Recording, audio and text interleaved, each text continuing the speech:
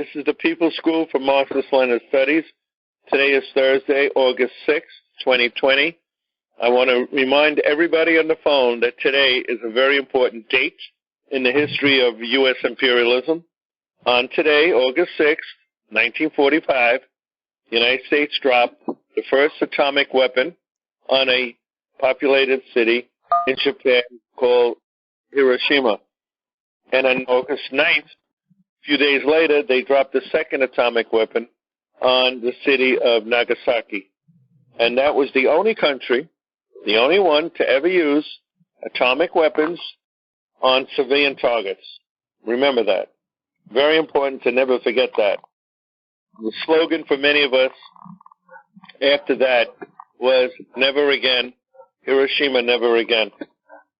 And many of us have been fighting, all kinds of political people in the center and on the left have been fighting and reminding against U.S. imperialism and reminding people who love to forget what the United States did in 1945 and the real reason why it was done.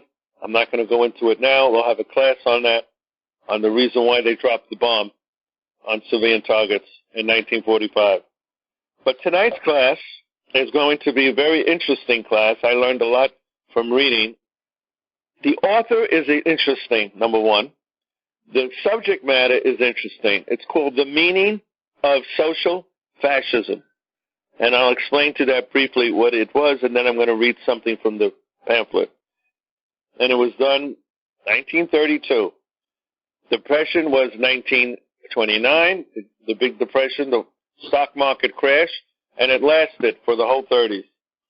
And some people claim that the reason we got out of the Depression was basically because the United States capitalism went into war production, and that's what got us out of the economic slump.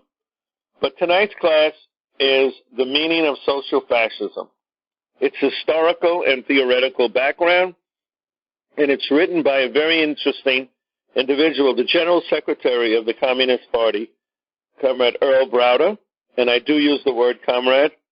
The false scenario that came out after Browder did what he did by dissolving the party, I was under the impression that Browder was a no-goodnik. Then I find out by reading all the works that he wrote during the 30s. For 12 or 13 years, he wrote stuff that was fantastic. I urge people to get his work called Yalta, and also he wrote a couple of pamphlets on unemployment, and I urge people to get it. Tonight we're just going to deal with what social fascism is, also why the left doesn't use it anymore, why they want us to forget it. So I'm just going to give you the introduction. The pamphlet is based on a lecture delivered by Comrade Browder at the Workers' School Forum in New York City in December 1932.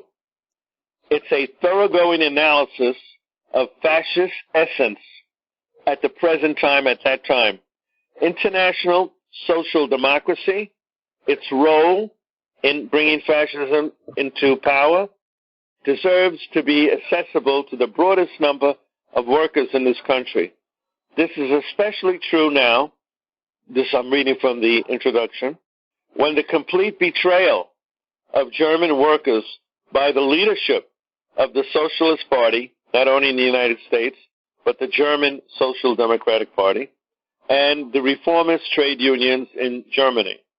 And with the active collaboration of the American Socialist Party and the leadership of the American Federation of Labor, with the union breaking and strike outlawing NRA, the National Recovery Act, which makes the role of social fascism stand out in all its nakedness. I'm going to read the first group slowly. The relation of social fascism to fascism.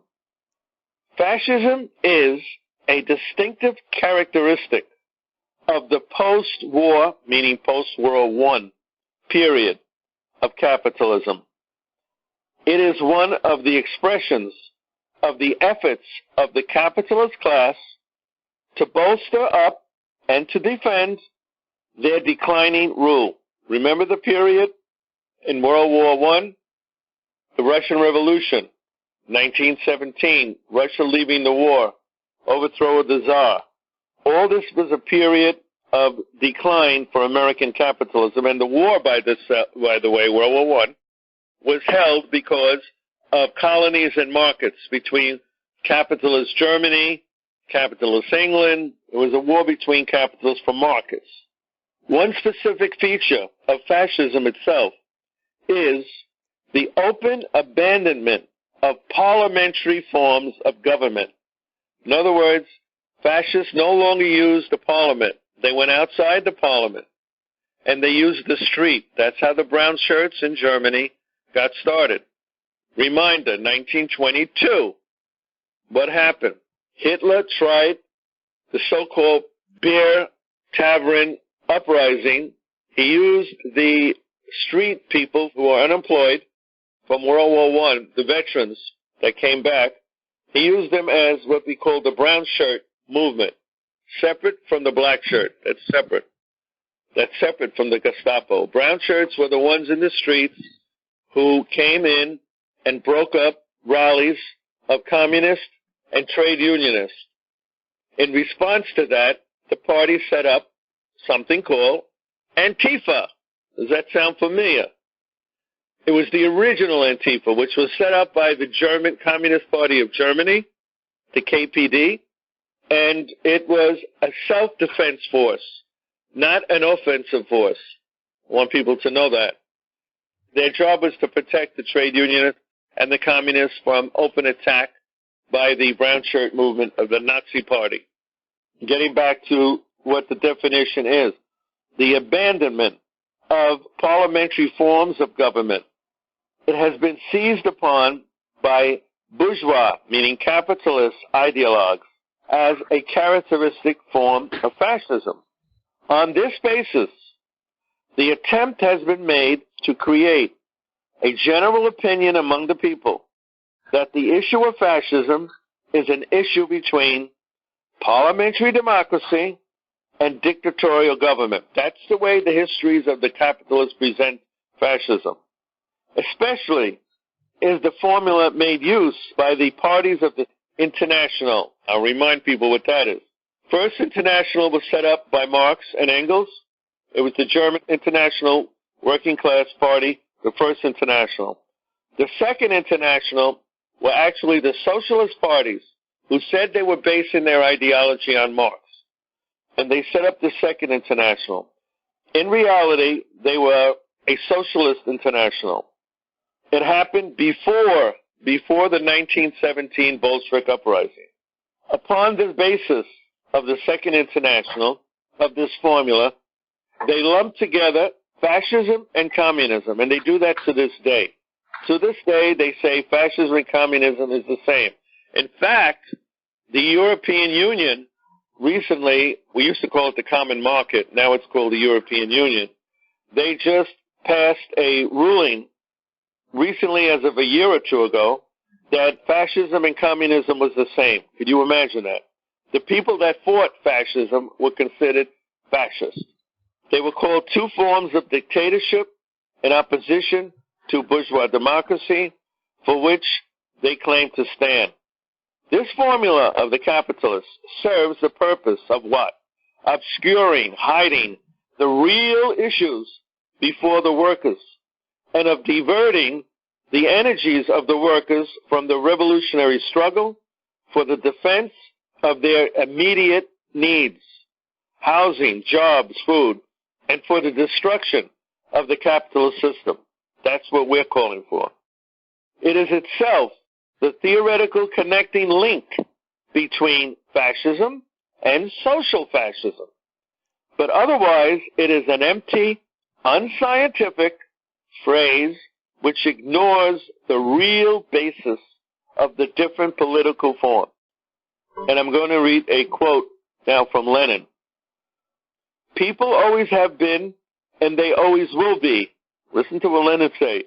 The stupid victims of deceit, of lies, and self-deception in politics.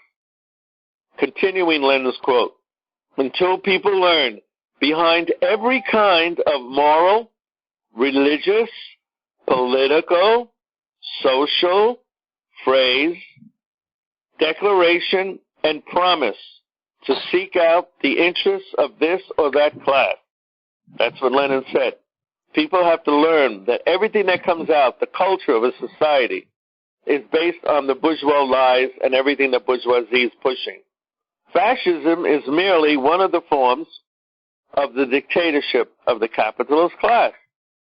The position of communists is the following, that present-day capitalism is another form of a dictatorship, the dictatorship of the bourgeoisie.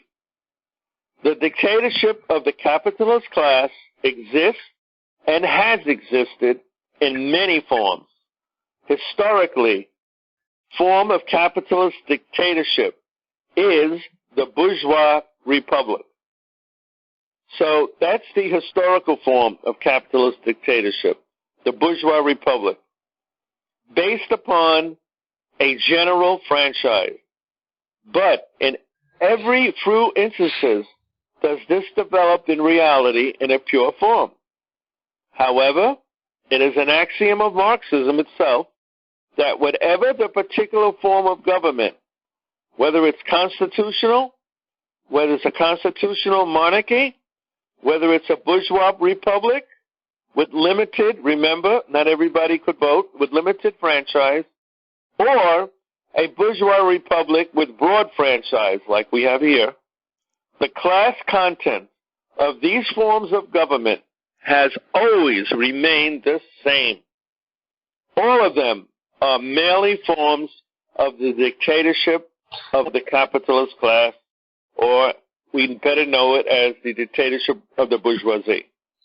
As Marx had said in 1850, quote, the bourgeoisie, when it rejects the general suffrage with which it had hitherto draped itself, and from which it had sucked its power, admits honestly, our dictatorship has hitherto existed through the will of the people. It must now be consolidated against the will of the people, end quote. And that's from Marx in 1850. Since World War I, which hastened the decline of the capitalist system, various new props have had to be brought to bolster up the rule of capitalist class. The capitalist class has no longer been able to rely upon their before simple operation of machinery of bourgeois democracy, and they had to bring in other various new instruments. During World War I and since World War I, the capitalist class has placed its main reliance for holding the people down in support of its class dictatorship upon the parties of the Second International. That's the theory that's being presented in this pamphlet, that it's basically the Second International that allowed capitalism to exist. Social democracy, the social fascists of various countries. Today, social democrats, think about this, look around you, comrades, are the main prop of capitalism among the trade union movement and the working class. But whatever the declining capitalist class senses the approach of a real revolutionary situation, then that class develops a different weapon in the form of fascism.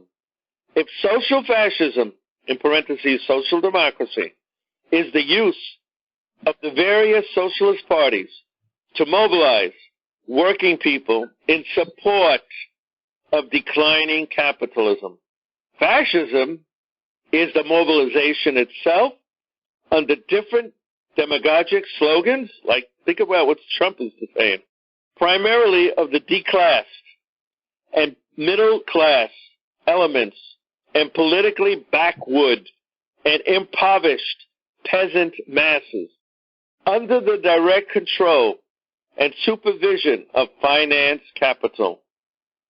These fascist forces are mobilized, first of all, for the physical destruction of the organizations of the working class, the trade unions.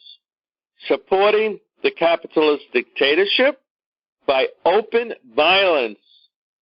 Talk about violence. This is where the violence is coming from. In defiance of the forms of democracy. And I'm going to stop right there. If anybody would like to speak.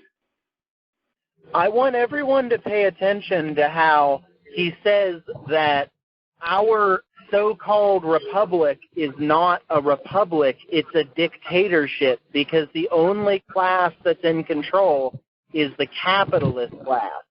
What we need is a true democracy, like what exists in a communist country. We need a movement for people's democracy. And that's why it's important that we try and build our MPD chapters alongside our PCUSA chapters, because MPD gives our Leninist Bolshevik party a mass movement from which it can connect to the people with.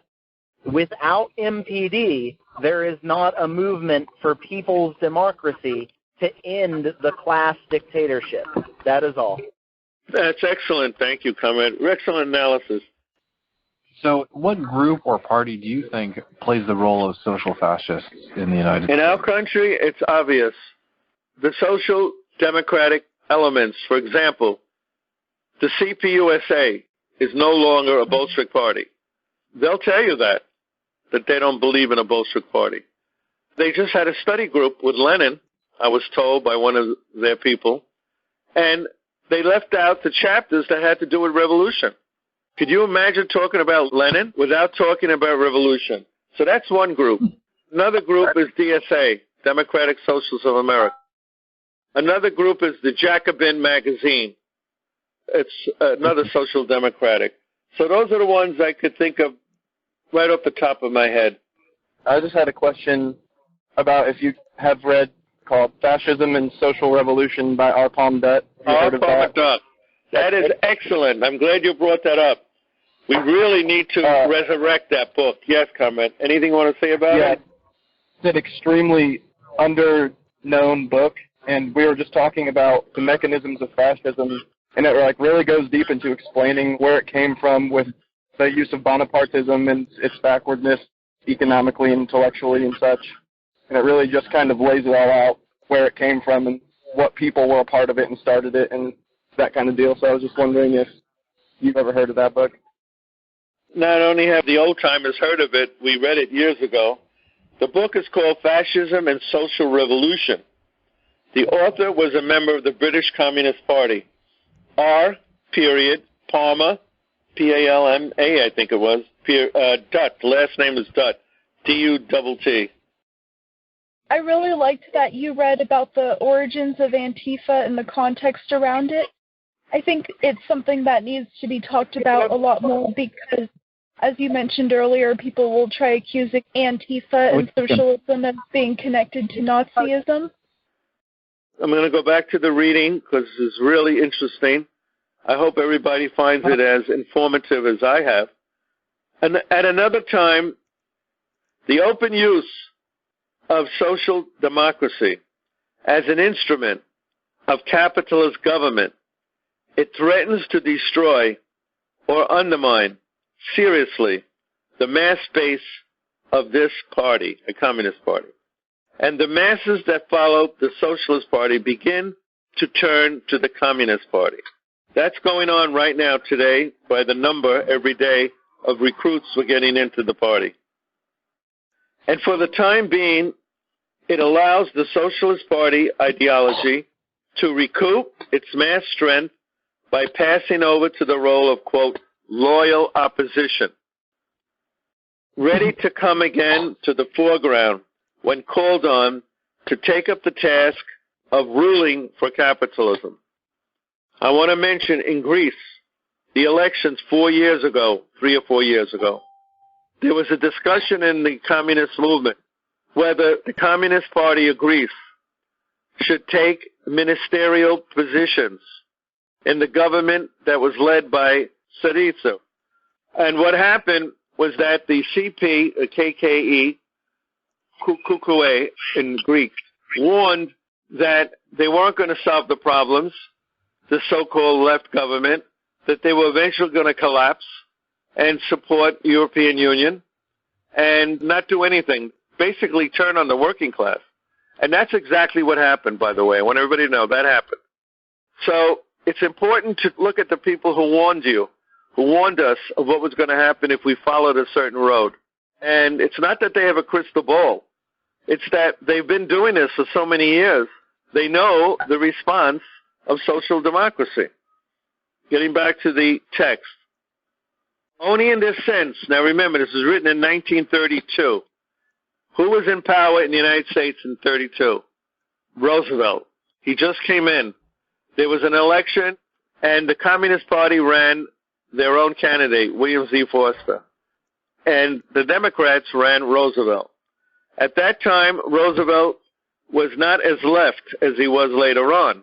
He was pushed by circumstances, by the growth of the CP at the time, to go to the left. But at this point, when this was written, Earl Browder is saying here, only in this sense can one say that Roosevelt is the same as Hitler, in that both are executives of finance capital. Both are executives of finance capital. The same thing, however, could be said of every other executive of every other capitalist country. To label everything capitalist, and this is what some on the left do today. You hear it all the time. To label everything capitalist as, quote, fascism. The result of that destroys all the distinctions between the different forms of capitalist rule.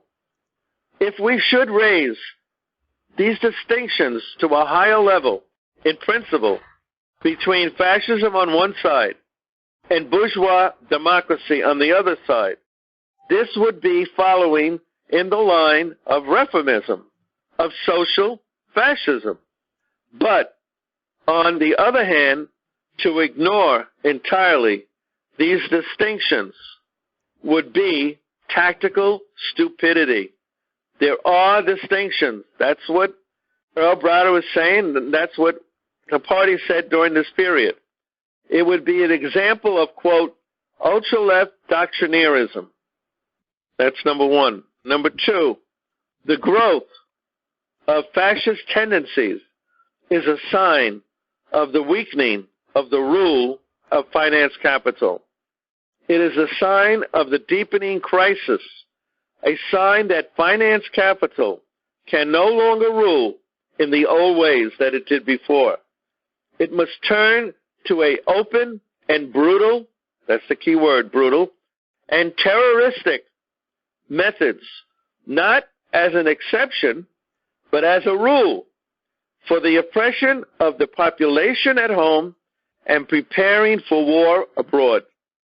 It is preventive counter-revolution, an attempt to head off the rise of the revolutionary upsurge of the masses. That's why we have fascism. It's an attempt to head off the rise of the people going to the left. Third, fascism is not, NOT, a special economic system, the way we've been told. Its economic measures go no further in the modification of the capitalist economic system than all the capitalist class have always done before it, under the exceptional stress of war and preparation for war. The reason for the existence of fascism is to protect the economic system of capitalism. Again, the reason for the existence of fascism is to protect the economic system of capitalism, to protect the economic system of private property in the means of production and on the basis of the rule of finance capital. Fourth, fascism comes to maturity. It grows up with the direct help of the social democratic ideology. The parties of the Second International, who are the elements within the working class, our class, we describe these people as social fascists. Why? Because of the historic role in which they play. Under the mask of opposing fascism, in reality, they paved the way for fascism to come to power. Well, how did they do that? They disarmed the workers. How did they do that? By the theory of the lesser evil. This was written in 1932. The lesser evil. They tell the workers that they will not be able to seize and hold power. They create distrust in the revolutionary road by means of slandering the Soviet Union and the Bolshevik movement. They throw illusions of democracy around the rising forces of fascism. They break up the international solidarity of the working class movement. They carry this out under the mask of what? Marxism and socialism. That's the terms they use. In America, this road was played by the Socialist Party, people in the Democratic Party who were left reformists, and by the trade union bureaucracy of the American Federation of Labor. In Germany, social democracy has been performing the same role. We cannot here go into details of the role of social democracy during World War I. All of us know the fact that the Socialist Party became a pro-war and government party during World War I. That's the Weimar Republic in Germany also, the Weimar Republic, establishing the basis of its class collaboration at the time. After the war ended, social democracy became the main instrument in Germany, first for the preserving of the capitalist system against revolution, and for the suppression of the German Revolution, and later to prevent the development of working class struggles, and step by step to hand back to the German capitalists all the gains that were made by the German working class immediately after World War I. The foundation of the German Republic took place at a time of great revolutionary upsurge. Remember, there was a revolution in 1918, and it was drowned in blood. The workers were in power in Germany. In certain areas of Germany, they were in power. The forces of the capitalist class were shattered. The possibility existed for the immediate transformation of Germany into a workers' republic and to begin the reorganization of Germany on a socialist basis. This was prevented by the conscious policy, they knew what they were doing, of German democracy. And I'm going to give you a quote from one of their academic supporters in a book called The General Strike, published by the University of North Carolina in 1930s. It describes the event in those days. Quote, the extremists, you know what he means by that, the communists. He says on page 502, the extremists desired to see a combination of a proletarian militia and the People's Marine Division, itself a mixed band of sailors on leave who supported the revolution. With control of the hands of the Berlin Workmen's Council, the majority of the Social Democrats, disturbed by the presence of such communist organizations, saw the need for some armed force that would be responsible to the government and not to the Workers' Council of Berlin. Hence, a Republican Soldiers' Corps was set up by Commandant Wells, W-E-L-S, from among the demoralized soldiers with funds from foreign and bourgeois sources. The actual revolutionary outbreak in 1919, but the events of the Christmas Eve debacle were its immediate cause. The more basic reasons for the armed hostility between the two camps lay in the belief of the Spartacists. Now, who were the Spartacists?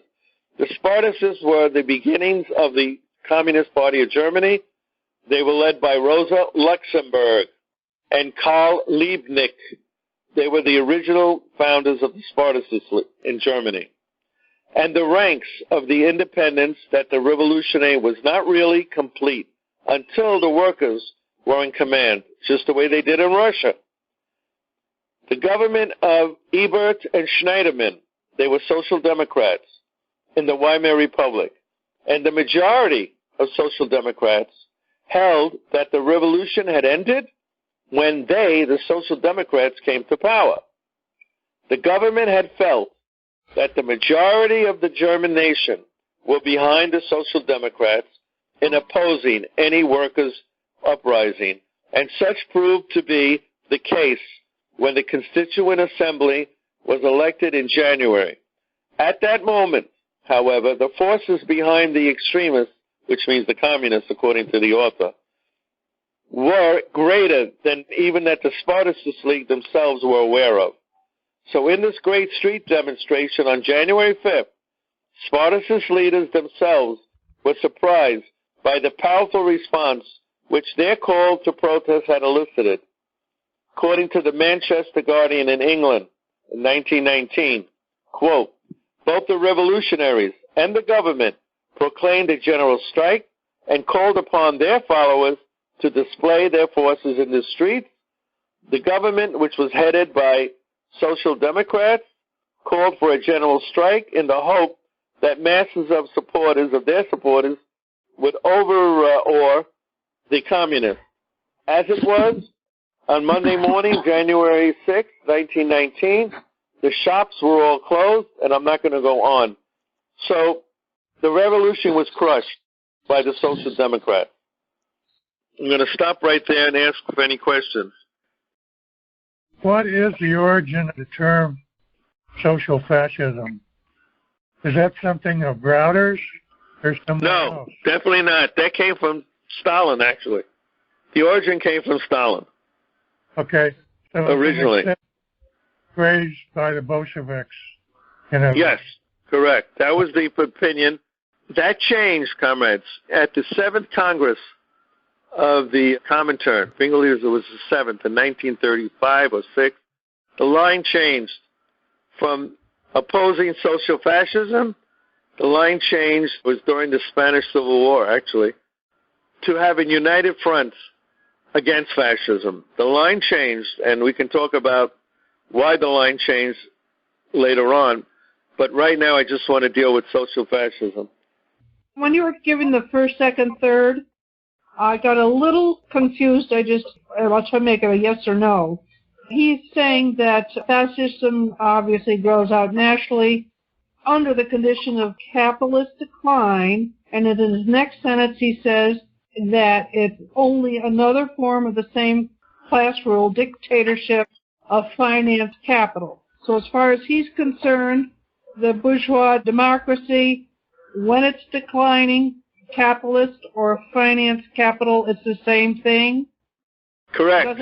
That's exactly what he's saying.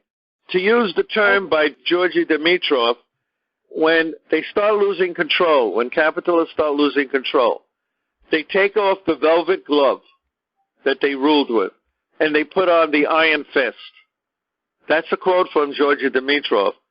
So I don't know if that answered your question. They just changed their tactics.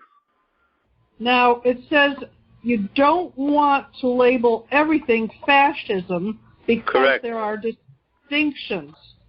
So the only distinctions I see is what he calls social fascism. That's when he brings that term in. He says it's actually between fascism on the one side and bourgeois democracy on the other.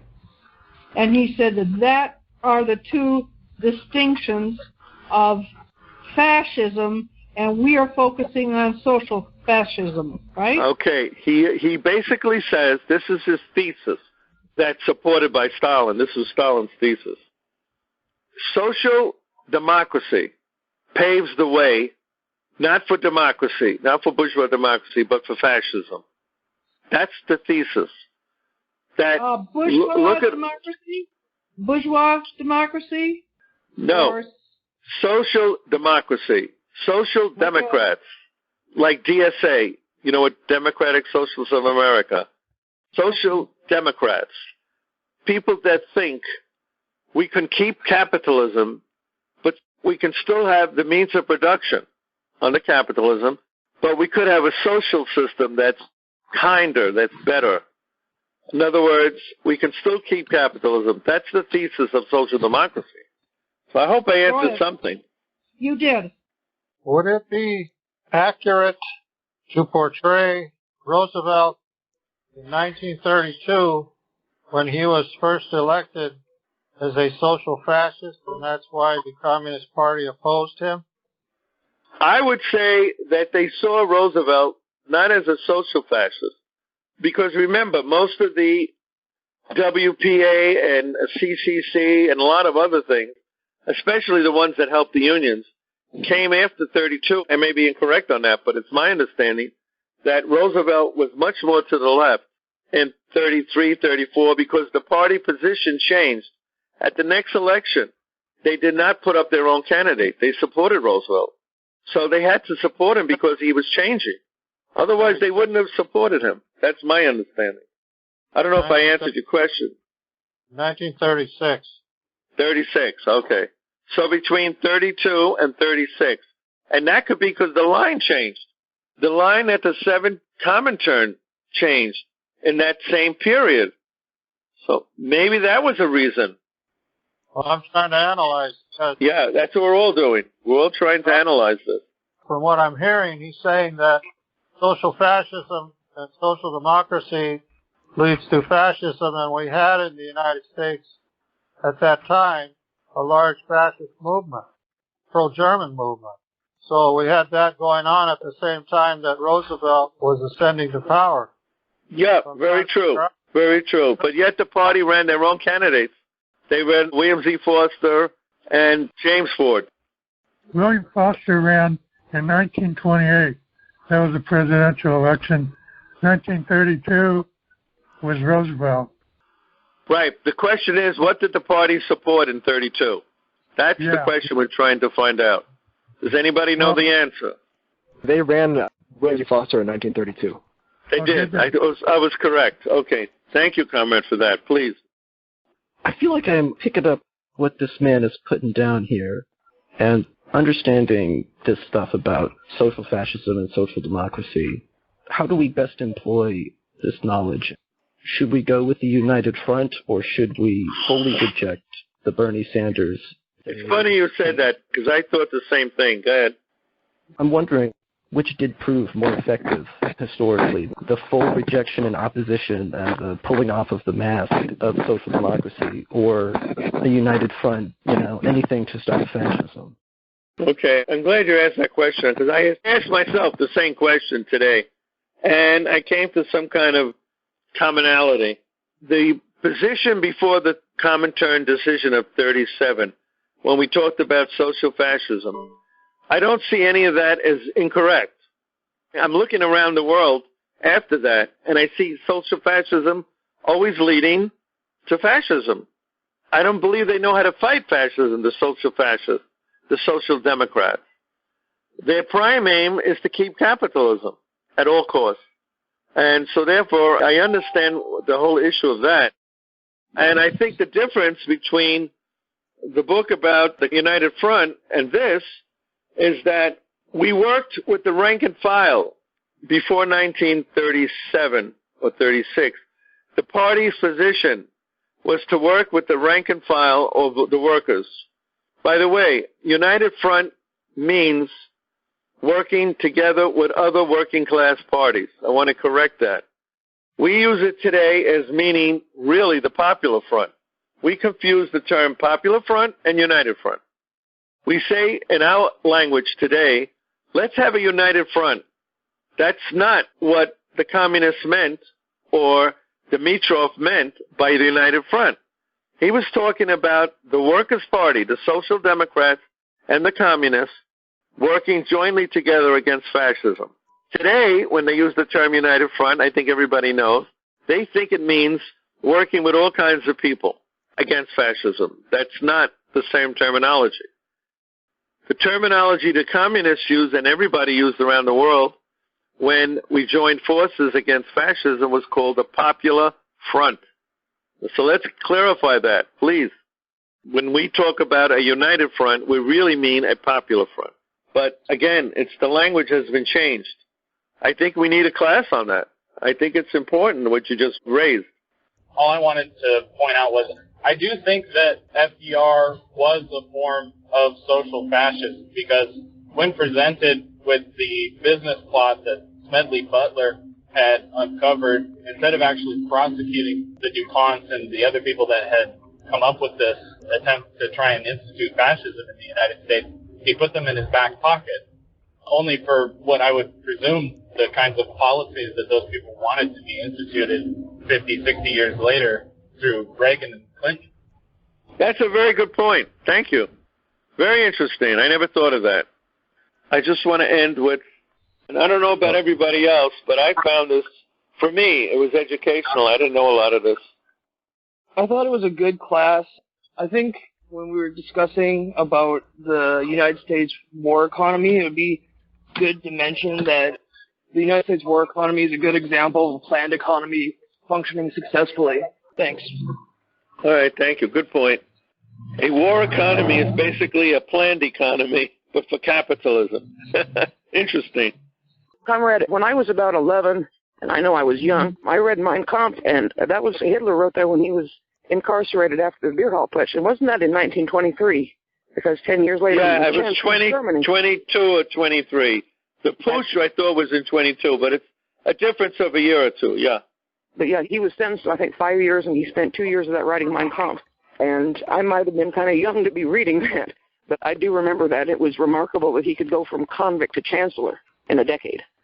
The part that stuck out to me the most was where it was mentioned that people who usually ascribe to or subscribe to social democracy tend to be those that categorize themselves as Orthodox Marxists or just socialists. I believe the reason being is because most people that we see that identify themselves as Marxists or socialists tend to be college professors, tend to be people that come from a wealthy family. In other words, people that are non-producing. They're not connected to the working class. And Lenin actually spoke about this. Lenin feared at a point in time producing too much propaganda was a bad thing because it would be bringing more intelligentsia to the working class movement. And when you have the intelligentsia, it tends to be people that are non-producing. And in return, we get what we have today. They're not worried about the means of production. They're worried about health care. They're worried about all these things, and they allow capitalism to exist, and that's where we get social democracy. So I thought that was interesting, and thank you. Definitely a good class. We need to look deeper into it. As someone else mentioned, okay, this is good info. Now what do we do it for today? I like that. Good point.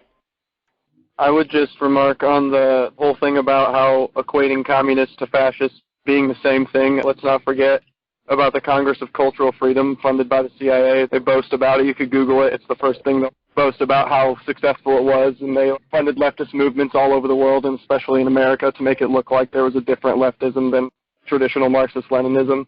They made it look like it was the same as fascism, and that's kind of a big thing that makes people still think that to this day. Yeah, thank you. It's really important that you keep the line between trying to form a mass organization and just helping other leftist groups. You make sure you know where that line is. For example, it's really good to be working on something like Diamond Village, but you would not just want to become Black Lives Matter's protest army. Okay, thank you. I really liked the lecture, and it just brings a question to my mind. Are some of these social democrats just too foolish to understand what's going on, or are they genuinely bad meaning? But other than that, really good class. Everyone liked it. It's clear that social democrats will betray us in a fight against fascism, but are they worth supporting so we can secure some sort of short-term concessions for workers, even if maybe even some of those are part of our party work? Yeah, that's the next week we'll do that. Next week, that's the part of social democrats we'll do next week. What goes on, reforms, short-term reforms, yeah. If anyone would like to do some further reading, I really enjoyed reading this book called Fascism and Big Business. That'd be a good place to refer to. Daniel Guerin, Guerin. Thank you. Great class. I just wanted to further extract with social democracy is built upon the blood of the world, and that's why it's so important for us to be internationalists and support our fellow communist brothers and sisters to fight against social democracy and the concentration of wealth to the Western countries versus the global South. So a year before this pamphlet and 2 years before R. Dutt's book, William Z. Foster wrote Towards Soviet America, and he wrote very extensively on the role of social fascism in the communist movement here. Oh, thank you. I didn't know that. Very important. Yeah, the book is called Towards the Soviet America. It's excellent. We got to reprint it, actually. And so there, he mentioned social fascism. I'm glad you told me that. I didn't know that. Thank you. Comrades, you should all take advantage of this ongoing pandemic. Use this book, Dimitrov's The United Front, and Browder wrote another book called The People's Front. And use all three of them in conjunction to really guide your strategy coming out of COVID, because I really think that fascism is going to rear its head because of the loss of profit from COVID. Use it to inform your strategies and who to work with. Yeah, very good point, comrade. I agree. There were three for this pamphlet. The other one was The People's Front by Browder, and then the other one was The United Front by Dimitrov. Thank you, comrade. I have a question. So in 1932, the Socialist Party ran a candidate named Norman Thomas. I didn't know if, Comrade Angela, you knew anything about Norman Thomas. Yes, I have a whole thing on him. It's funny you mentioned that. What the position of Norman Thomas was, what he said. It's interesting what he said in his speeches. I'm glad you brought that up. And we're going to talk about that next week, exactly. Here's what Norman Thomas said. Fascism is not the product of the decline of capitalism. Listen to this. And the attempt of the capitalists to maintain their rule at all costs. But it is produced by the Communist Party. This is Norman Thomas. Because the Communist Party discredits democracy and proclaims the necessity of the proletarian dictatorship. It is therefore not the capitalists who are discarding democratic forms for fascist methods of maintaining their dictatorship, but the Communist Party that is endangering democracy. That's Norman Thomas. Okay? So Norman Thomas was like the ultra-social fascist. Yes, exactly. Exactly. That's what he was. He was, in my vocabulary, I call him a no-goodnik. A no-goodnik. That's what he was. Unlike Eugene Debs. Eugene Debs was in prison. He was a Socialist Party leader in prison. And in prison, he said he supported the Bolshevik Revolution of 1917. That's very different than Norman Thomas. Norman Thomas hated the Soviet Union. So, anyway, we got to end the class tonight. We'll finish next week.